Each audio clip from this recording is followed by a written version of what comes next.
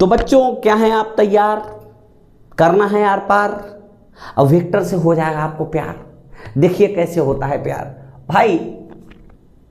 इसका नाम जो है पुरातन काल से आप लोग सुनते आ रहे हैं, मतलब 9th क्लास से। आपके जीवन का पुराना जमाना क्या है?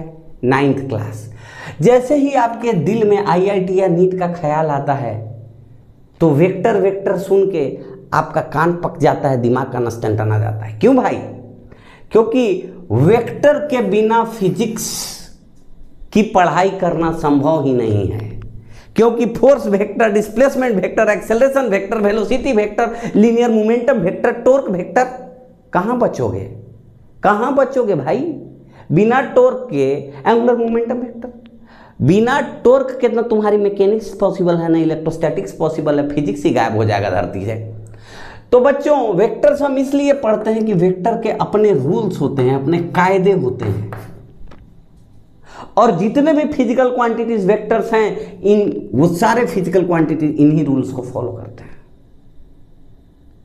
तो अगर वो रूल्स को नहीं जानोगे तो तुम उस फिजिकल क्वांटिटीज को ऑपरेट करना नहीं जानोगे तो ना फिजिक्स समझ पाओगे, ना न्यूमेरिकल हो पाएगा। इसलिए वेक्टर पढ़ना बहुत जरूरी है। अब यहां पे हम देखते हैं बच्चों, बचपन का वही सुना हुआ बात। फिजिकल क्वांटिटी हम लोग 2 टाइप का पढ़ते थे। यहाँ फिजिकल क्वांटिटी, अच्छी बात है। फिजिकल क्वांटिटी हम लोग कितने टाइप का पढ़ते थे बच्चों?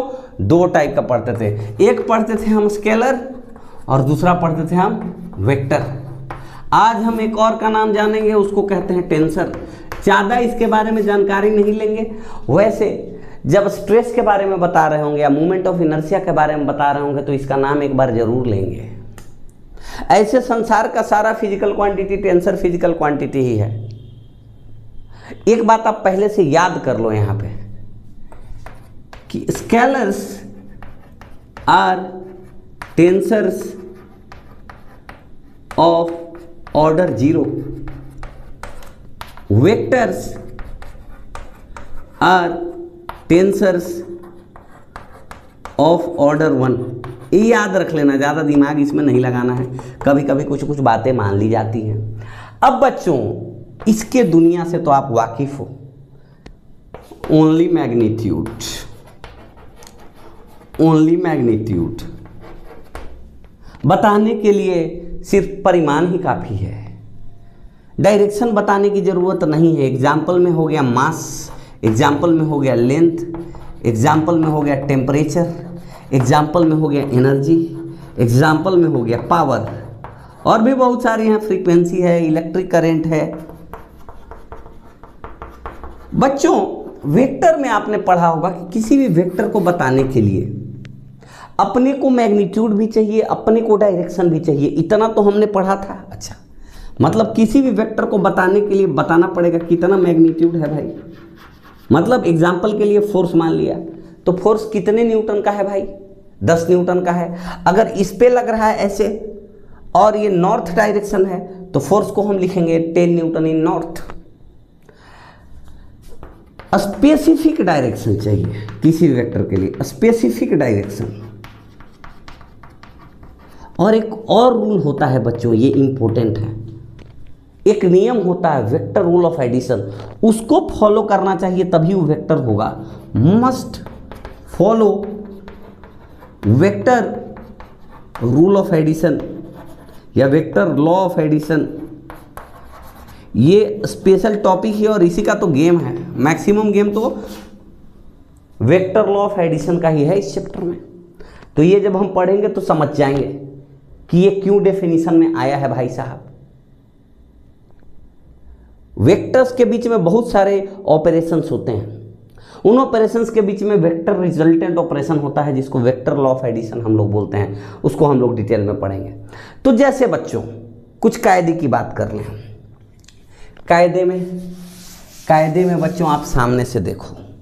जैसे बच्चों मान लो कि ये अपना ईस्ट डायरेक्शन हो गया, ये अपना वेस्ट डायरेक्शन हो गया।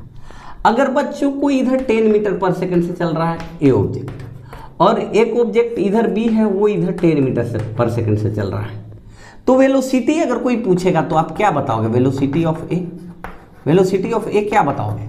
आप बताओगे 10 मीटर पर सेकंड इन ईस्ट।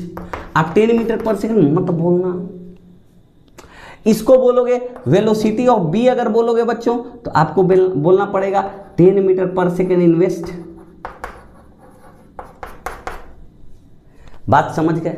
फोर्स किधर लग रहा है, डिस्प्लेसमेंट किधर हो रहा है।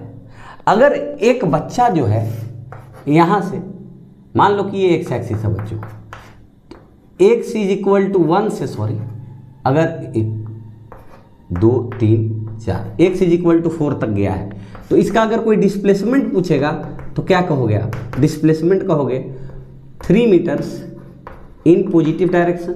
इसको पॉजिटिव डायरेक्शन बोलेंगे, इसको निगेटिव डायरेक्शन बोलेंगे, या यहाँ पे ईस्ट ही बोल दो, कोई दिक्कत वाली बात है नहीं, ईस्ट ही बोल दो इसको। अब मेरे को लगता है थोड़ा सा आपको समझ में आ गया है, पर बचपन से जो आप एक भूल कर रहे हैं, इन सारी चीज़ों को आप नोट कर लीजिए।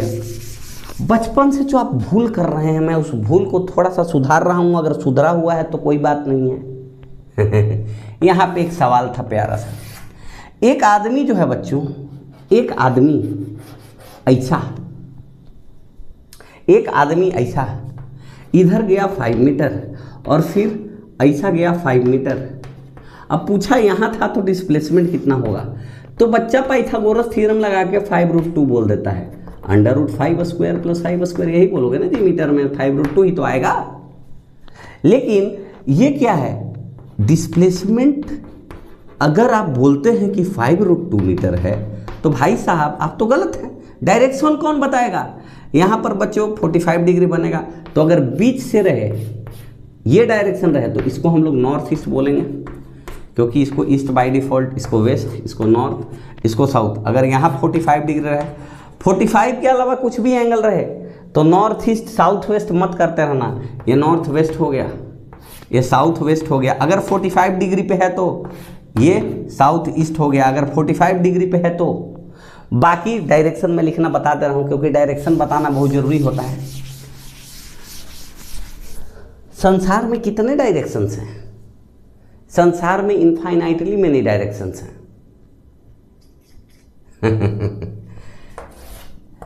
ये अलग डायरेक्शन है, ये अलग डायरेक्शन, जरा सा टर्न हो जाओ दिशा परिवर्तित हो जाएगा। मैं इधर देख रहा हूँ अलग डायरेक्शन है, मैं इधर देख रहा हूँ अलग डायरेक्शन, मैं इधर देख रहा हूँ अलग डायरेक्शन है, मैं इधर देख रहा हूँ अलग डायरेक्शन है, मैं इधर देख रहा हूँ, मैं इधर देख रहा हूँ, ये सब अलग अलग डायरेक्शन है। So there are infinitely many directions in the universe.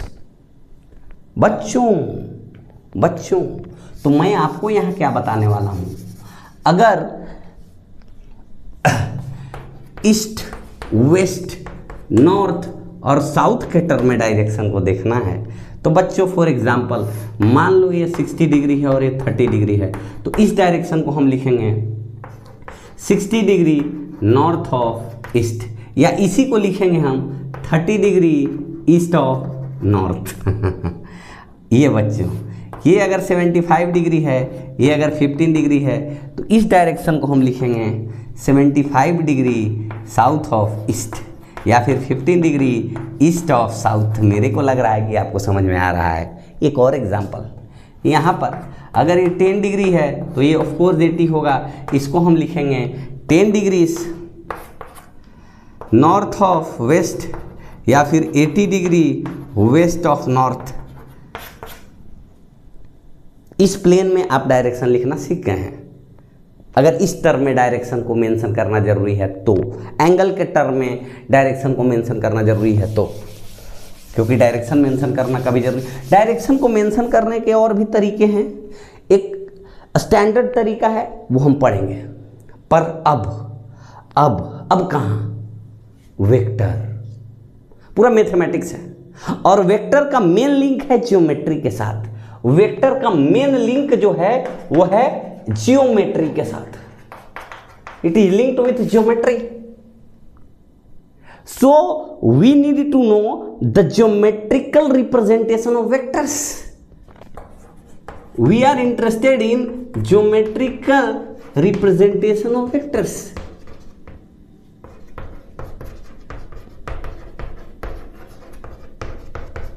Of course अगर आपको बच्चों ट्रायंगल नहीं आता, अगर आपको बच्चों क्वाड्रिलेटरल नहीं आता, क्वाड्रिलेटरल में भी रोम्बस, रेक्टेंगल और स्क्वायर आप नहीं जानते हैं, तो आप धोखा खा जाइएगा। ट्रायंगल भी आपको जानना जरूरी है, ट्रायंगल के प्रॉपर्टीज जानना जरूरी है, डिफरेंट टाइप ऑफ ट्रायंगल्स जानना जरूरी है, उनका प्रॉपर्टी जानना जरूरी है। अब आप क्वाड्रिलेटरल में बात करें तो रोम्बस और स्क्वायर और रेक्टेंगल के डायगोनल्स का प्रॉपर्टी जानना जरूरी है। ये सब आपके जीवन में आने वाला है। तो geometry is very very important in case of vectors. तो बच्चों मुद्दे की बात, वेक्टर भाई कहता vector is represented with the help of arrow. Arrow के मदद से हम लोग वेक्टर को रिप्रेजेंट करते हैं, एरो के मदद से हम लोग वेक्टर को रिप्रेजेंट करते हैं, एरो के मदद से। अब बच्चों ध्यान से देखो, यहां पे बच्चों एरो का अपना लेंथ होगा 1 unit, 2 unit, 3 unit, 4 unit, 5 unit, 6 unit, 7 unit, 8 unit, 9 unit. तो इसका मान लो लेंथ हो गया बच्चों 1 2 3 4 5 6 7 8 9 यूनिट इसका लेंथ हो गया।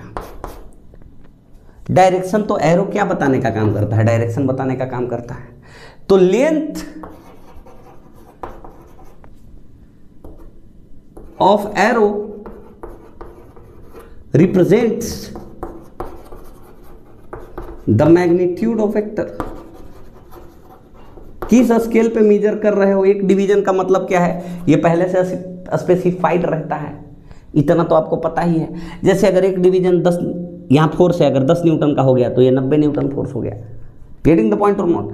Length of arrow represents the magnitude of vector और direction of arrow tells the direction. Direction of arrow tells the direction. Direction of arrow will tell the direction. बात समझ में आया कि नहीं आया? आ गया होगा। और वेक्टर को बताने के लिए दो ही बातें अभी जरूरी हैं। जो थर्ड बात था वो 2 या 2 से अधिक वेक्टर इंटरेक्ट करते थे तब वेक्टर रूल ऑफ एडिशन का बात आता था। लेकिन अभी अकेला वेक्टर है तो बेचारे को हम एक एरो से, और एरो का लेंथ उसका मैग्नीट्यूड बताएगा और डायरेक्शन वेक्टर का डायरेक्शन बता देगा। अच्छी बात है, अब समझ में आया, अब समझ में आया कि रिप्रेजेंट कैसे करेंगे। अच्छा एक बात तो हम बताना भूल ही गए। अरे बच्चों आप देखो कौन सा कलर था, कोई भी रहे, इसको बोलते हैं टेल ऑफ वेक्टर। कहीं ना कहीं से तो स्टार्ट करना पड़ेगा, टेल ऑफ वेक्टर, और इसको बोलते हैं head of vector. Head of vector और टेल ऑफ वेक्टर, यह मुंडी, यह है पूछी, तो हेड ऑफ वेक्टर है, यह है टेल ऑफ वेक्टर। इसको याद रखिएगा, ज्योमेट्री में काम आएगा। राइट, ठीक है बच्चों, दैट्स नाइस। अब बच्चों एक चीज मैं आपको बता रहा हूं, हाउ टू फाइंड आउट, ये बहुत इंपॉर्टेंट है। Angle between two vectors, angle between two vectors, दो वेक्टर के बीच में एंगल कैसे पता करें? अरे भाई साहब ये भी एक लोचा है। सब कुछ एक कंसेप्ट है, कुछ लोचा नहीं है, दिमाग यहां पे रखिए। तो बच्चों मान लो बच्चों कि एक वेक्टर यहां है ए और एक वेक्टर है यहां पे बी। तो इन दोनों के बीच में एक तो ये एंगल बना है, मान लो कि ये बन रहा है बच्चों कितना, 30 डिग्री यहां पे बन रहा है। एक एंगल ये भी तो बन रहा है, ये कितना एंगल बन रहा है बच्चों, ये 330 बनेगा। ठीक है। तो बच्चों दो वेक्टर के बीच में अगर एंगल आपको पता करना है तो सबसे पहले क्या कीजिए कि टेल के ऊपर टेल रख दीजिए। अगर टेल के ऊपर टेल नहीं रखा हुआ है तो आप एंगल पता नहीं कर सकते हैं। जैसे ध्यान से देखिए, इससे पहले एक चीज बच्चों, to find angle between two vectors you need to know one property of vector. ये ध्यान में रखना बच्चों, वन प्रॉपर्टी ऑफ वेक्टर। ये प्रॉपर्टी क्या है उसके बाद में एंगल पता करना बता दूंगा आपको। वन प्रॉपर्टी, जैसे वेक्टर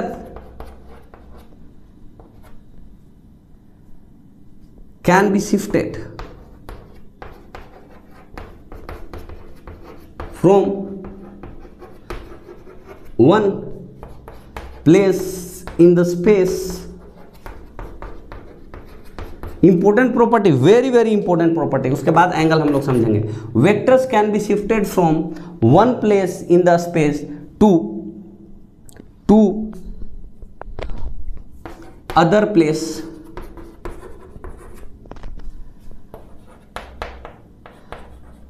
विदाउट चेंजिंग डायरेक्शन।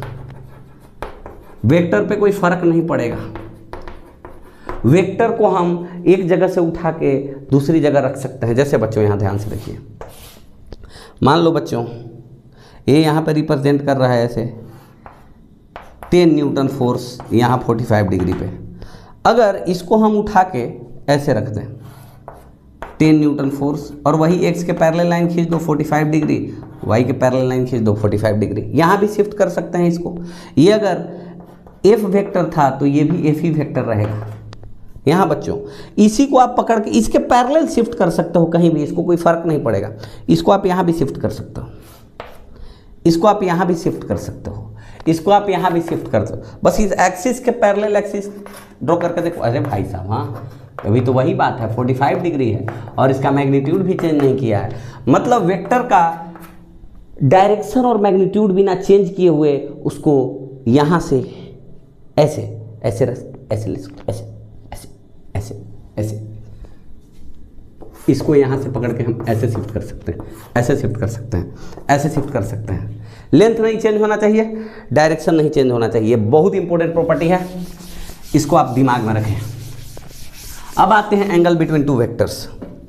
तो जब भी एंगल बिटवीन टू वेक्टर्स पता करना हो, एरो के फॉर्म में वेक्टर दिया हुआ हो, तो आपको एक बात याद रखना है कि make sure either the head or tail of the vectors coincide. Make sure ये नहीं कि हेड टेल कोइंसाइड है, उस समय एंगल नहीं पता करना है। एंगल पता करने से पहले क्या करना है, हेड और टेल कोइंसाइड करवा देना है। जैसे देखो ये केस है बच्चों, अगर ये वेक्टर ए है और ये वेक्टर बी है और यहाँ एंगल है 60 डिग्री, तो टेल है बच्चों कॉमन। यहाँ पे हम टेल है, हाँ। अब एक 60 डिग्री है, एक 360 डिग्री है, तो जो छोटा वाला एंगल होगा वही एंगल बिटवीन द वेक्टर्स होता है। The smallest of the two angles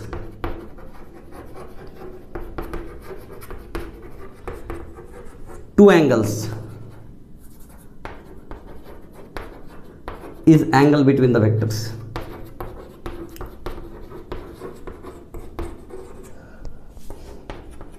The smallest of the two angles is the angle between the vectors. Getting the point or not? बच्चों यहां देखिए, अगर ऐसे रहता, ऐसे और ऐसे, ये रहता x और ये रहता y और ये रहता 120 डिग्री, तो ये तो 240 होता, तो 240 को तो कंसीडर नहीं करना है। स्मॉलेस्ट कौन है, 120। हेड कॉमन है, मतलब यहाँ पे एंगल बिटवीन टू वेक्टर्स हम लिखेंगे 120 डिग्री है। मेरे को लग रहा है कि आपको क्लियर हो गया है। अब इसको भी मैं मिटा दे रहा हूँ, इसको भी मैं मिटा दे रहा हूँ। एक केस ऐसे रहे बच्चों, मान लो कि ये है बच्चों p वेक्टर और ये है बच्चों q वेक्टर, और ये वाला एंगल है बच्चों 70 डिग्री। यहाँ पूछ रहा है angle between P and Q बताइए, तो यहाँ तो हेड टेल कॉमन है, तो क्या समझदारी करें भाई, हम क्या समझदारी कर सकते हैं। एक समझदारी दिमाग में आ रहा है बच्चों, क्या, Q को पकड़ के इसी पैरेलल ऐसे ट्रांसलेट करवा दो, ऐसे ट्रांसलेट करवा दो कि Q का टेल यहाँ आ जाए और हेड यहाँ आ जाए, क्योंकि हम P का हेड यहाँ आ जाए और P का टेल यहाँ आ जाए। तब तो हमने क्या किया है, P को इसी के पैरेलल बस शिफ्ट कर दिया है। कर सकते हैं, vector can be shifted parallel. तो बच्चों ये Q का टेल, ये P का टेल, क्योंकि P शिफ्ट हुआ है, इसको शिफ्ट कर सकते हैं। इसको यहाँ से पकड़ के ऐसे रख सकते हैं। इसको मैंने क्या बोला था, यहाँ से पकड़ कर यहाँ भी रख सकते थे, यहाँ भी रख सकते थे। इसके पैरेलल और इसका मैग्नीट्यूड चेंज नहीं होना चाहिए। ये एंगल कितना बन गया, 110 डिग्री। तो तो अभी एंगल बिटवीन टू वेक्टर्स कितना हो जाएगा, 110 डिग्री। बात समझ में आई कि नहीं आई?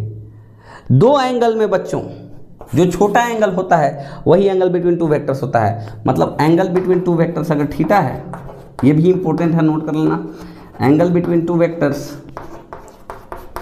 अगर थीटा है तो थीटा बच्चों 0 से लेके 180 तक हो सकता है, 180 से ज़्यादा नहीं होगा, क्योंकि जैसे ही 181 हुआ तो दूसरा एंगल 179 बनेगा, वो एंगल बिटवीन द वेक्टर्स हो जाएगा। क्योंकि दो अगर जुड़े हुए हैं ऐसे, तो ये अगर थीटा है तो ये 360 माइनस थीटा है, और दोनों में से स्मॉलेस्ट को कंसीडर करना है। समझ गया बात? अभी एक आध सवाल और लेता हूं मैं कि अगर हेड और टेल मैच कर रहा हो तो क्या होता है। If head and tail are coinciding, अगर ऐसा केस बन रहा है तो क्या हो रहा है। तो बच्चों यहां आप देखिए, ये है बच्चों ए वेक्टर, और यहां पे मैं हेड टेल कोइंसाइड करवा दूं, ये है बच्चों 120 डिग्री। तो यहां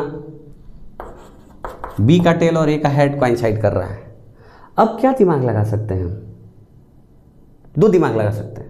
एक दिमाग, ए को शिफ्ट कर दो यहां से उठा के ऐसे, मतलब कोई फर्क पड़ रहा है क्या? इसी के पैरेलल शिफ्ट कर दो तो ये इसी वाली लाइन पे रहेगा, मतलब एक्चुअली यहाँ चला गया है, 120 है, पहले ये 120 था, इसका मतलब लीनियर पेयर से 60 डिग्री है। एक तरीका ये हो गया। दूसरा तरीका बच्चों, ऐसे ही छोड़ दो ए को ऐसे ही छोड़ दिया हमने, फिर हमने क्या किया भाई, बी को पीछे शिफ्ट कर दिया ऐसे, तो हेड हेड मैच कर गया। ये 120 डिग्री था, जब हेड हेड मैच कर गया तो लीनियर पेयर से 180 होना चाहिए, मतलब ये 60 होना चाहिए, मतलब ये 60 होना चाहिए। हमने क्या किया, या तो हेड हेड मिला दिया, नहीं तो टेल टेल मिला दिया। तो जब हेड और टेल साथ में हो तो जो एंगल आपको दिख रहा है, एंगल विल बी, अभी 120 दिया हुआ था तो 180 माइनस 120 कर लेना। मेरे कहने का मतलब क्या है, ऐसे तो समझ में आ गया होगा, लेकिन अगर नहीं आया है तो फिर से देखिए, ये बच्चों हेड है, ये टेल है, ये 110 डिग्री है, तो आंसर हो जाएगा 180 माइनस 110,